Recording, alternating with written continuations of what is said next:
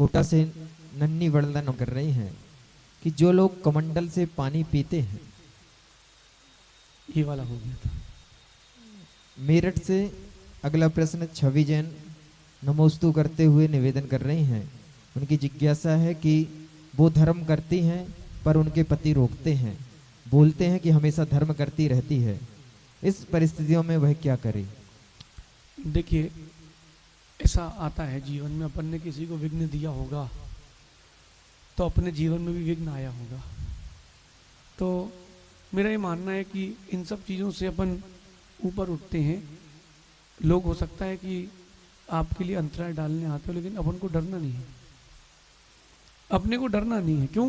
क्योंकि लेकिन झगड़ा भी ना हो उसका भी ध्यान रखना है। परिवार में है, आपने संबंध बनाया तो निर्वहन भी करना है।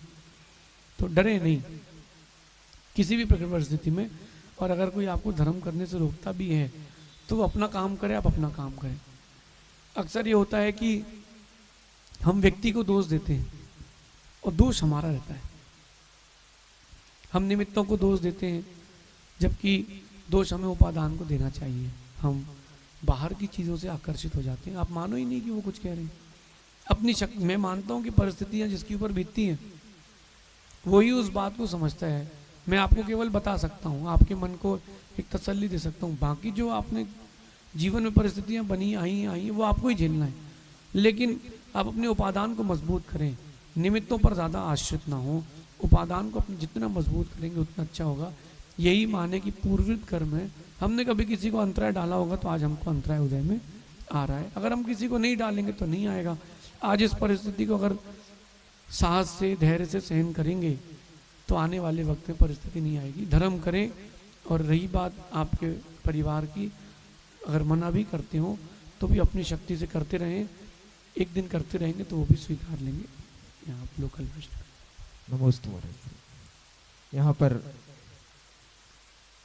उपस्थित बहुत से श्रावक हैं जिनके मन में जिज्ञासाएं हैं। उसी बीच वृत्ति श्राविका सुधा चाची यहाँ पर हैं जो अपनी जिज्ञासा प्रकट कर रही हैं।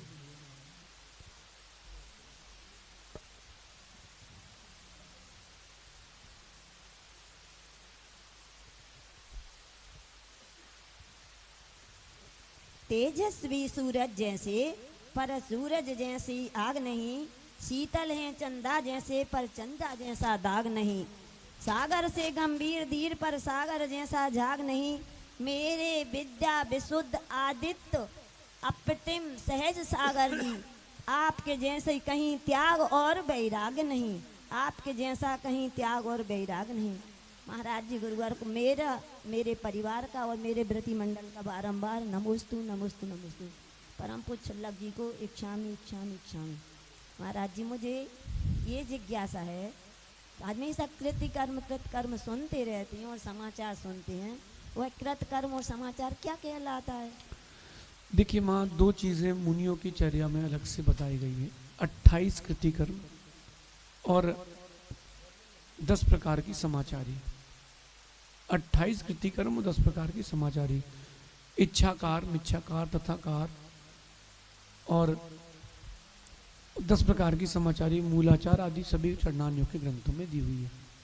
इच्छा कार्य ने गुरु के सामने अपनी इच्छा प्रकट करना, अपने दोषों के लिए मिथ्या कहना मिथ्याकार है। और एक विशेष गुण 10 समाचारी में आता है उपसंपा, कि जब भी अपने गुरु के पास जाए उनसे ये बोले कि मैं आपका ही हूँ। ये उपसंपा है कि हमारे लायक कोई भी कार्य गुरुदेव बताएं। ये उपसंपा नाम का गुण 10 समाचारी में, असही निस्सही अपन जो पढ़ते जाते हैं ये भी समाचारी में आता है। और जो कृतिकर्म है ये 28 मुनियों के लिए बताए गए हैं। कृतिकर्म का अर्थ होता है कि जो भी अपन भक्ति कर रहे हैं, स्वाध्याय कर रहे हैं, पंचमा गुरु भक्ति पढ़ रहे हैं, चैत्य भक्ति पढ़ रहे हैं, अपना प्रत्याख्यान कर रहे हैं, त्याग कर रहे हैं, प्रतिक्रमण कर रहे हैं, वो कृतिकर्म पूर्वक हो। नमोकार मंत्र, चत्तारी मंगल, 28 दीव जो दंडक है और अपना थोसामी हम, ये पूरा पढ़ना, ये कृतिकर्म है। और एक कृतिकर्म करने से असंख्यात गुण श्रेणी निर्जरा होती है। धवला जी में आचार्य भगवान वीर सेन स्वामी कहते हैं कि नरक के नार की भी जो सम्यक को प्राप्त कर लेते हैं, सदृष्टि हो जाते हैं, ऐसे सदृष्टि नार की भी कृतिकर्म करके असंख्यात गुण श्रेणी निर्जरा करते हैं। अब आप लोग स्वाध्याय करते हैं, आहार का प्रत्याख्यान करते हैं, उपवास करते हैं, भक्ति तो पढ़ते ही हैं, उसको कृतिकर्म पूर्वक पढ़ें। स्वाध्याय भी करते हैं, कृतिकर्म पूर्वक करें। सामायिक करते हैं, चेत भक्ति, पंचमा गुरु भक्ति, ये कृतिकर्म पूर्वक करें। गुण श्रेणी निर्जरा, असंख्यात गुण श्रेणी निर्जरा का कारण बनेगा, क्योंकि उतने समय तक हम और धर्म ध्यान में थे, ऐसा समय।